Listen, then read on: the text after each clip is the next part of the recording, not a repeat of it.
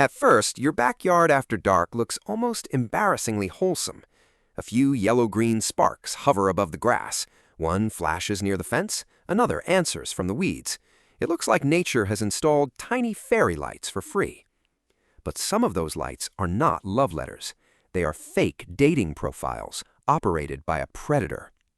In parts of North America, female fireflies in the genus Photuris hunt other fireflies by copying their courtship signals. A male sees the reply he has been searching for, flies toward it, lands nearby, and discovers that the promising stranger in the grass is not waiting to mate. She is waiting to eat him. Fireflies are not flies at all. They're beetles, and their light is a communication system. In many species, a flying male produces a particular pattern of flashes. A female of his species, often sitting on vegetation, answers after a characteristic delay. The timing matters, the rhythm matters, even the shape and length of the flash can matter. To us, the whole lawn is blinking. To a firefly, it is full of names. Each species is effectively using its own luminous password. A male sends his pattern into the darkness, then watches for the correct response. When the right answer appears, he turns toward it. With each exchange, he closes the distance. This works beautifully until someone steals the password. A predatory Photuris female can watch the signal of a male from another species and reply with a flash resembling the response of that male's own female. Some have been observed adjusting their answers to different prey species, each with a different courtship pattern. That's not random blinking, it is targeted forgery. The male has no reason to think he is flying into a trap. His entire mating system depends on trusting a light in the dark. Natural selection built him to notice that exact reply, because males who ignored it would leave fewer descendants. Then the predator arrived and turned his best instinct against him. This is called aggressive mimicry. Instead of resembling a harmless object to avoid being eaten, the predator imitates something desirable to bring dinner closer. An anglerfish uses a glowing lure. Some spiders imitate vibrations in a web. Photuris uses romance. The result is strangely efficient. The victim provides his own transportation. No chase across the lawn, no dramatic aerial battle. He follows a sequence of reassuring flashes until he is within grabbing distance. Then the conversation ends. But hunger may be only part of the reason for the attack. Photinus fireflies contain defensive chemicals called lucibufagins. These steroid-like compounds make them unpleasant or dangerous meals for predators. Birds may reject them, spiders may release them.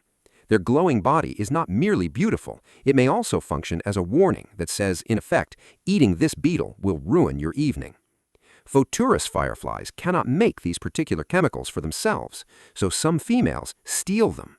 By consuming Photinus males, a Photuris female gains food and acquires lucibufagins from the prey's body. Experiments have found that Photuris females carrying these chemicals are more likely to be rejected by jumping spiders. The stolen defense can also help protect her eggs. The fake mating signal is therefore not merely ordering dinner, it is ordering body armor. That turns the backyard scene into something much stranger. A male is not simply being eaten by a larger insect. His chemical defenses are being harvested and reused by the animal that deceived him. The predator steals his signal, his body, and finally the protection stored inside that body. Evolution rarely wastes a good trick. Of course, the deception is not perfect. Males do not always approach, and recent observations suggest that hunting success can be low. Prey species are not frozen in place while the predator becomes more convincing. Any male that hesitates at a suspicious reply may gain a small survival advantage. That creates an arms race fought entirely with flashes. The predator benefits from copying the signal more accurately. The prey benefits from noticing tiny errors, the wrong delay, the wrong position, the wrong rhythm, perhaps a reply that is technically correct but somehow too convenient. A peaceful light show becomes a negotiation between desire and doubt. And this is why the word romance is not completely wrong. Most of the lights really are part of courtship. Males and females are finding one another through a language written in darkness. The predator can exploit that language only because it normally carries real information. A lie needs something true to imitate.